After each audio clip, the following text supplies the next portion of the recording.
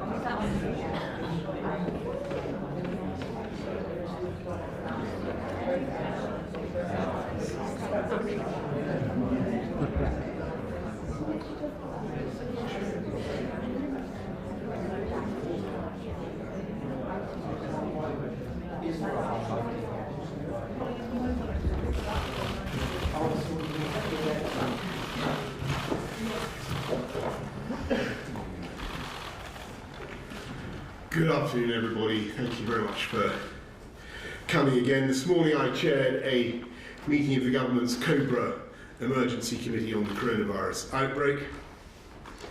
The First Ministers of Scotland and Wales, and the First Minister and Deputy Minister of Northern Ireland, Deputy First Minister of Northern Ireland also attended, and we agreed to continue to work closely in the weeks and months ahead. We received a detailed briefing from the Chief Medical Officer and the Chief Scientific Advisor. And again, I repeat my gratitude to both Chris and to Patrick. There have now been 4 deaths from coronavirus in the UK, and our deepest sympathies are obviously with their friends and families. Our action plan, as you know, sets out 4 phases of our approach to tackling the virus: contain, delay, research, and mitigate. We remain in the contain phase of the outbreak, but watching what is happening around the world, our scientists think containment is extremely unlikely to work on its own, and that is why we are making extensive preparations for a move to the delay phase. We're preparing various actions to slow the spread of this disease in order to reduce the strain it places on the NHS. The more we can delay the peak of the spread to the summer, the better the NHS will be able to manage. Patrick and Chris will give you some more detailed information on the latest advice we're giving the public today and how we expect that advice to change as the outbreak develops. As things stand, I'm afraid it bears repeating that the best thing we can all do is wash our hands for 20 seconds with soap and water. We'll also take questions, because I know there are lots of things that the public want to hear from our advisors about. But before that, I want to stress the following things. First, we are doing everything we can to combat this outbreak based on the very latest scientific and medical advice. Second, we have a truly brilliant NHS where staff have responded with all the determination, compassion and skill that makes their service so revered across the world. And they will continue to have this government's full support, my support, in tackling this virus on the front line. Third, we will set out further steps in the days and weeks ahead to help people protect themselves, their family, and in particular, the elderly and vulnerable. Finally, while it's absolutely critical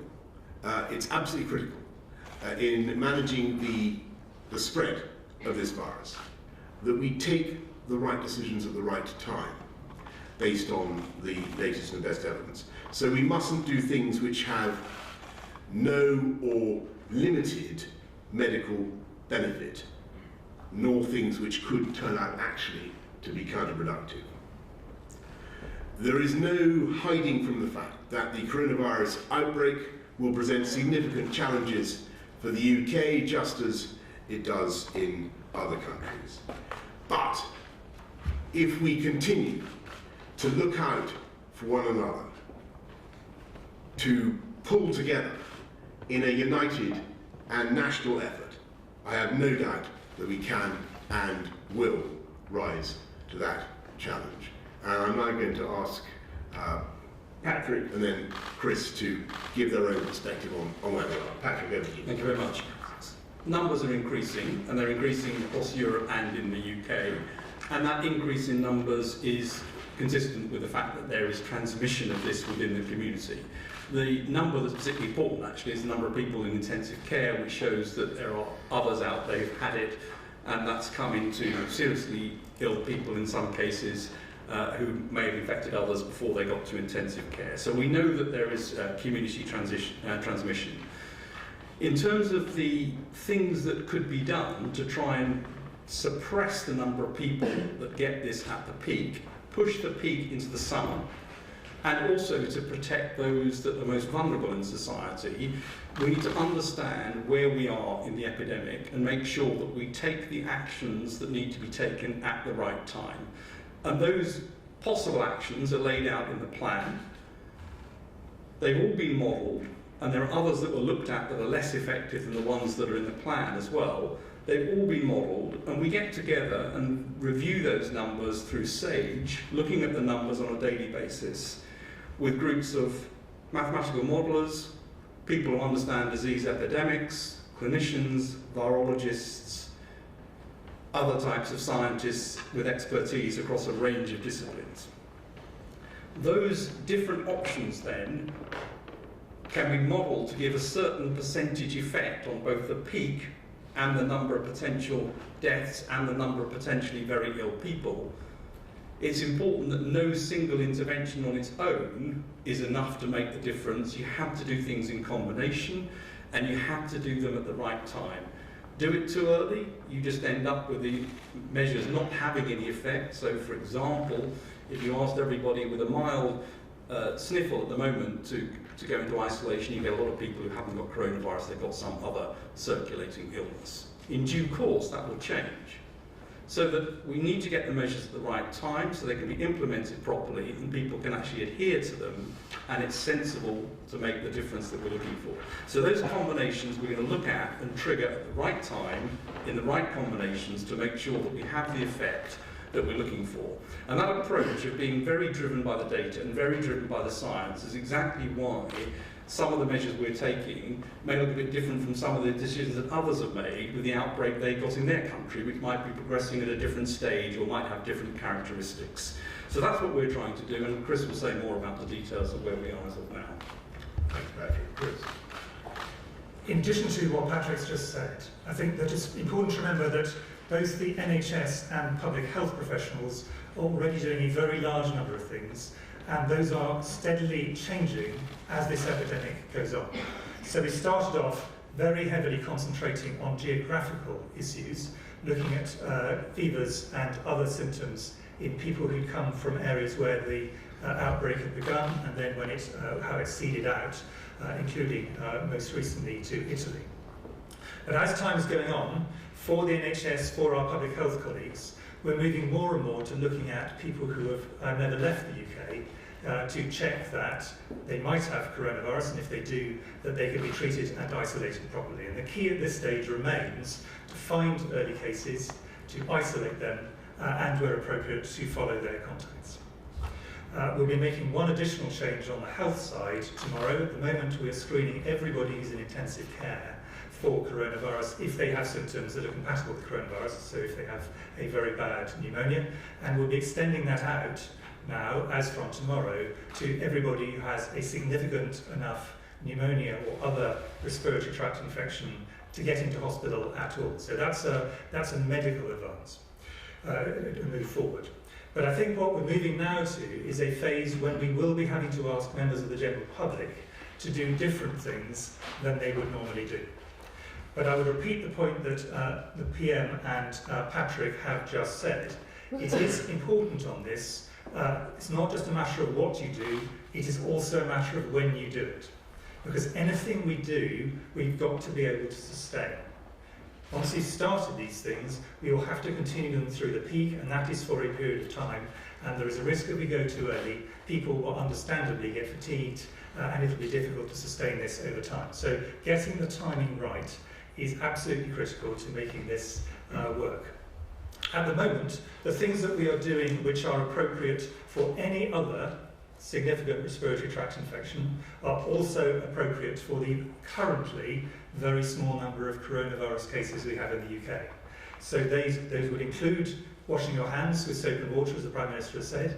It includes covering your mouth when you cough or sneeze and disposing of tissues, as everybody knows. It also would include what anybody would get as advice from their GP, which is if you've got a very serious respiratory tract infection, you're sneezing everywhere, you've got a high fever, you've got a runny nose, if you phoned up your GP, they would say, stay at home, don't infect elderly people, don't infect your workmates. This is no different from anything else we would normally advise at this time of year. And remember, in terms of perspective, in an average year, about 8,000 people a year die of flu. It is very important we do this for all respiratory tract infections, and as with coronavirus, those who are older and those who have pre-existing health conditions are at greater risk. But we're now going to be moving into a position where, at the moment, as Patrick said, the ratio between people who've got coronavirus in the UK and other significant respiratory tract infections is very, very low. That is going to shift over time for two reasons, one of which is the modelling shows that the actual amount of coronavirus is steadily going to increase, and we're expecting the numbers to increase initially slowly but really quite fast after a while. You have to catch it before the upswing begins. And secondly, the other causes of coughs and colds that are seasonal at this time of year are at the tail end of their period of maximum activity in the UK. So the ratios are going to shift very significantly. So we're now very close to the time, probably within the next 10 to 14 days, when the modelling would imply we should move to a situation where we say everybody who has even minor respiratory tract infections or a fever should be self-isolating for 7 days afterwards. And this is going to be the next step. We have not yet reached that step, but we are going to be reaching that step in the really quite near future. And this is what we wanted to lay out as the first step along a path towards trying to reduce, firstly, the delay of the epidemic as part of the overall contain, delay, research and mitigate strategy, and then to pull down the peak of this epidemic so that it is smaller than it would have been if we don't take these interventions. So that will be the next step. Thank you very much. Thanks very much, Chris, and thank you, Patrick. I hope that's given some clarity about where we are. But let's please have some questions. Vicky on BBC. Prime Minister, you touched on it there. You talked about public concern, and it's clear that some in the public are beginning to question why you're not taking those more aggressive approaches, if you like, that we're seeing in lots of other countries. And people are wondering why that's not happening. Are you confident you are doing enough to keep people safe? And a question too to the chiefs, if I might. Lots of people ask about flights from Italy. They haven't been stopped, and as far as we're aware, people are not being tested coming off those flights. Can you explain why? Yes, I'm Vicky. I just really go back to the advice I gave earlier on, and really to repeat what the CSA, the Chief Scientific Advisor, and the Chief Medical Officer have said. It is really vital as we take these steps to protect ourselves and encourage everybody to protect everybody else, that we do it at the right time. It's not what you do, it's of course it's partly what you do, but it's when you do it. And what's happening, as Patrick said, what's happening in other countries doesn't necessarily mirror what's happening here in the UK, and that's why we're following the scientific advice in the way that we are. But on the back, you want to say something? Yes, I'll say something about that. So it's important to actually look and see what really works and make those measures. There are lots of things that seem intuitive, and you think, well, that should work, turn out to have very little, if any, effect. And one of those is actually airport screening. So temperature screening in airport doesn't really have much effect. It's worth noting that those countries that instituted it very early, some of their first cases came through that screening, weren't detected in the screening, and then popped up. And some of those have stopped doing it now. So that isn't an effective measure. And other measures that people look at, so mass gatherings and so on, actually don't make much difference if you really look at it. And so those aren't the first things you go for. They're not the things that really help contain. And that's why what we're looking at is the things that really do make a difference, and making sure those are the things we concentrate on at the right time. Should I just add one thing to that, which is, I think important to remember that Italy, and I think all of us, our hearts go out to the situation in Italy. Yeah. They were the first country in Europe to actually ban flights at that stage from China, and they also looked at airport screening. And as you can see, this is not cause and effect, but that has not been a reason to actually slow down the epidemic in that country. Good, thank you. Paul Brown, Thank you, Prime Minister. Prime Minister, just to pick up on Vicky Young's question, other governments across Europe are taking more drastic steps now. Are you suggesting that perhaps that's due to political pressure rather than scientific advice? And are you absolutely sure you shouldn't be doing the same thing? And just a question to all of you, is it still meaningful to say that we're in the containing phase when the virus isn't being contained and we now have evidence it is spreading within the UK? Well, first of all, I think that the best answer to that, Paul, is just that the phenomenon, the epidemiology, may be different from one country to the next. And I think it's very, very important that we in the UK are guided by the best and the latest scientific advice, and that's what we're doing. Just on your second point about containment and delay, as and when we may move into the delay phase, it's obvious that we're not abandoning contain, because clearly we're going to want to contain as well as delay the outbreak. It's very important that the government, that just because you move from one phase to the other doesn't mean the ambition of containing the outbreak has been abandoned. Could I just add to that, that when you start off in delay, most of the things you do are exactly the same as you would do in contain. So it's all about case finding and isolation. As you move through, beyond a certain point, that ceases to be an effective strategy. But at the moment, we still think it is useful to identify people based on geography, identifying early cases, and isolating them in case there's case finding. Thanks. Beth, briefly. Go ahead, Thank you, thank you. Prime Minister, a question for you and then the Chief Medical Officer, if I may. Prime Minister, just 2 weeks ago in Italy, there were 153 cases of coronavirus and just 3 deaths. Now 16 million people have been quarantined, a reflection, if you like, of the public health challenge we are all facing globally. Is there a risk that in trying not to alarm and panic people, you are actually going too slow in taking these measures? And to the Chief Medical Officer, your Scottish counterpart said 4% of the population in Scotland might have to be hospitalised. If you extrapolate that figure across to England, that's over 2 million people. Do you accept that figure? Thank you.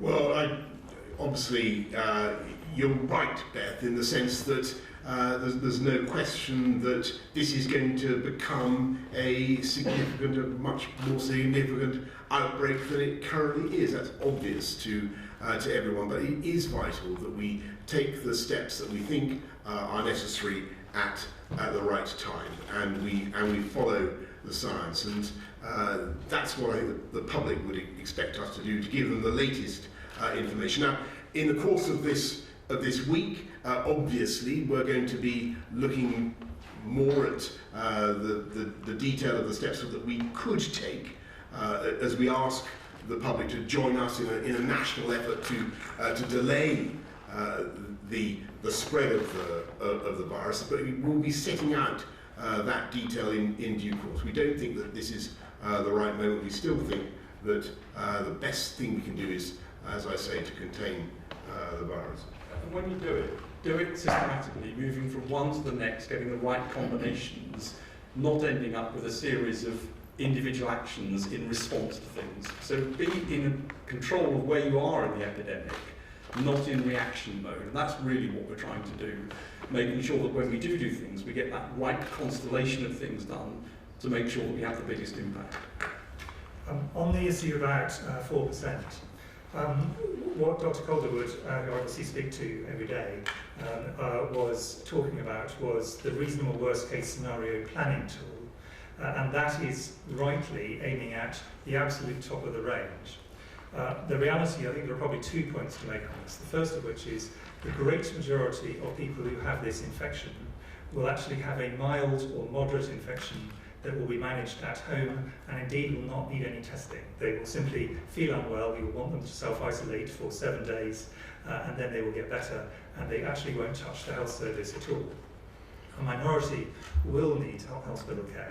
The percentages, to be honest, are largely speculative, and it really will depend on how the epidemic progresses, which we're really in the early days of, and then how doctors who see people and nurses who see people as they come in, they will make decisions about whether someone actually needs to come into hospital or not. Because clearly, if you don't need to be in hospital, you shouldn't be in hospital. It's very much going to be about choosing the people who are going to benefit most from hospitals. And the percentages, to be honest, are largely speculative. Thank you. Heather Stewart from The Guardian. Hello. We all saw footage over the weekend of people squabbling over toilet rolls and empty shelves and so on. Is it just prudent for people to be stocking up on the kinds of things that they would need if they were going to have to stay at home for a week? And are you confident that as the outbreak escalates both here and in other countries, that you can keep shelves stocked? Well, we're certainly confident that we have fantastic supply chains. I know that both George Eustace and Matt have been talking, Matt Hancock have been talking to the supermarkets, making sure that we keep things moving. Just in terms of preparations and where the public is, I think it's very, very important that everybody should behave responsibly and think about others.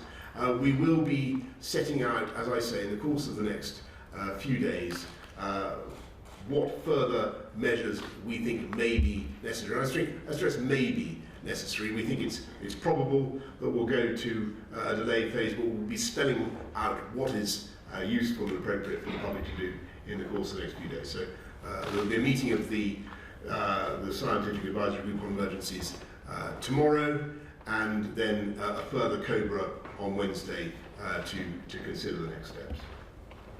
And Gordon Rayner. Thank you, Prime Minister.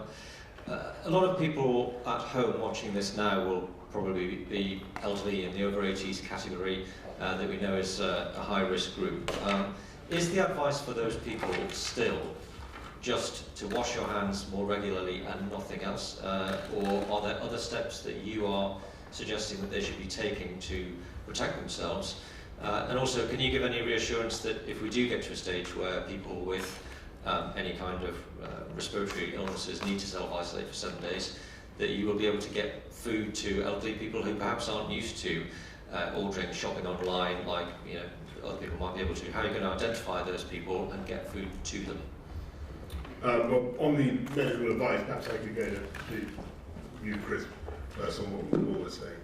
One of the key things that we'll be coming forward with in the next stage of the plan after this is advice for older people and also those who are vulnerable for other reasons. So pre-existing health conditions, people who are vulnerable, we know from infections in general, for example, people who are pregnant have a slightly increased risk. There are a variety of other areas where we would be looking at, and we'd be saying we want to be able to protect these people particularly during this epidemic, and we will be giving advice based on their degree of clinical need, and that will be different for different people, and it sometimes will have to be tailored to particular individuals. But that advice is going to be the next stage. At this point, the thing we're going to be moving on to in the next 10 to 14 days is very much asking people who have got symptoms, however mild, to stay at home for 7 days afterwards, because that is a way of protecting the public, including older people. Thanks. Yes, and we'll, as I said in my answer just now, we'll make sure that we do everything we can to keep supermarkets stocked and the economy working. We'll be hearing a bit more in the budget on Wednesday about measures to support the economy against coronavirus. Jason Groves.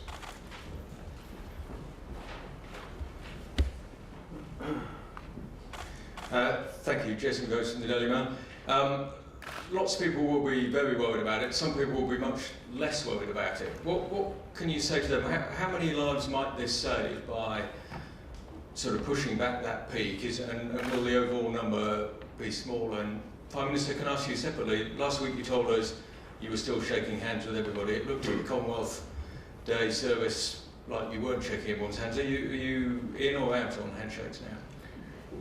Well, let me just, on the handshaking, we were all given an instruction not to shake hands, and there's a good reason for not shaking hands, which is that the behavioural psychologists say if you don't shake somebody's hand, then that sends an important message to them about the importance of washing your hands. So there's a subliminal cue there to everybody to wash your hands, which is I think I'm right in saying, Chris, in fact, it is still far more important. I think the handshaking issue, which is obviously a matter of individual choice, but the handshaking issue is much less important in tackling the spread of the disease than washing your hands.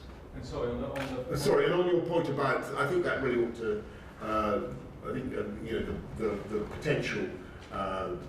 what difference is this? Yeah, I think really. Well, so the measures we're looking at are looking to try and reduce the peak numbers up to 50%, and to try to reduce the mortality, the death rate, as far as we can in the at-risk group. By 20 or 30% is the sort of numbers that you're trying to look at. That's what other people are doing as well. That's not unique to how we're approaching it. And those are the sorts of numbers you can go for. What you can't do is suppress this thing completely. And what you shouldn't do is suppress it completely, because all that happens then is it pops up again later in the year when the NHS is at a more vulnerable stage in the winter, and you end up with another problem. So it's to try and manage that in the most appropriate way in terms of the peak, move it a bit, suppress it, and make sure that we protect those people who are most vulnerable. Thanks very much. Sam, Mr. Express. I'm sorry. Thank you. A World Health Organization envoy this morning suggested that small gatherings are particularly risky areas, such as churches, pubs, that kind of thing. Is that something you can see the government making some kind of restriction on in the future, suggesting people shouldn't attend church, shouldn't go down the local pub? And should elderly people already avoid such areas, small areas of social gatherings? Well, I'm going to ask Patrick and then Chris to... Well, I made the point before that the large gathering, actually, it's the one that everyone goes for, but of course, you're either, as an individual who's infected, have a high probability of infecting a small number of people in a small space, or a very, very low probability of infecting a large number of people in a big place. I mean, there's only a certain number of people you can infect. So one person in a 70,000-seater stadium is not going to infect the stadium. They'll infect potentially a few people they've got very close contact with. And that's true in any setting, in a house, in a church, in a restaurant, or anywhere. So the chances of being infected are to do with the proximity to the person that you're with, or the people that you're with. That doesn't mean those are good things to try and stop, because the measures which come before that, in terms of their effect on it, are things like case isolation, as Chris Whitty has said, things like making sure that the elderly have the right advice to be able to look after themselves, and other measures before you get to things like that. And nobody's really going to the sorts of measures of really stopping those things. And when you do that, essentially you're saying stop all interaction, which you can't do and shouldn't do. So it's safe for old people to go to church or the pub now? Yeah, well, at the moment we have, as Chris Whitty has said, very low numbers still in this country, so the probability of coming across somebody in the church who's infected is very low. Now, as the epidemic progresses, of course, that probability becomes higher, and therefore elderly people in that situation then may take other measures. Chris, you want to... No, I think the only thing to add to that is the point about two points actually, about sustaining it. That once we started down that path, we need to carry on through the peak of the epidemic, and that's important that we have things that are sustainable. But the second is, if people take the advice that we're going to be giving very shortly, about if you've got symptoms, you stay out of circulation, whether it's work, church, or anything else, that is a very major protection for other people around in society. So that's why we're going for this one early on in the path of this epidemic. And just on that, sort of one other point is that the measures that will be recommended, like those, some of them are about protecting all of us. So it's about us being good citizens to protect each other, and some of them are about us protecting ourselves, and it's important that we do both. Okay, well look, I thank you all very much. I think we've covered all the essential points that I think we feel that we need to make to you and to everybody. I hope that that's given at least some clarity, and people understand the logic of the advice that the government is getting and transmitting to you about the range of options we have, in particular about the slightly counterintuitive advice about large gatherings, sporting events, schools. I hope that's coming across. We will be setting out more in the course of this week about what measures people and families can be taking as we move into the delay phase, as and when we move into the delay phase. As you've heard, what we're asking people to do now is to ensure that if they have serious flu-like symptoms, as happens every year, then they should do what they do every year and stay at home and not risk infection of their colleagues. And that's normal and commonsensical. The most important thing to get over is that whatever is happening in other countries, whatever measures are being urged upon us, be in no doubt, we are considering absolutely all of them, and in due time they may of course become necessary. But the clear advice from our scientists, from the CSA and the CMO, is that timing is crucial in tackling any kind of outbreak, any kind of epidemic. The timing of your measures is absolutely crucial. So this is clearly going to continue to be a big national challenge, and I think it's going to grow and become an even bigger national challenge. That is pretty obvious from where we are today. But I think it is also obvious to me that we know how to defeat it, and I think with a great national effort we'll be able to pull together and do just that. But one thing is for certain, we will be keeping you fully informed. I think that the best thing we can do is be as transparent with you as possible, to share our thinking, to show our working as we as we progress, and as I say, wash your hands. It never can be repeated too often. Thank you all very much indeed. Thank you.